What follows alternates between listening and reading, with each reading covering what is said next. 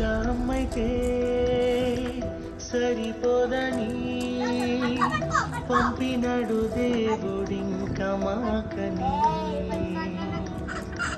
చిన్ని తమ్ముడే బుజ్జి నాన్నని చూసుకుంది బొమ్మలా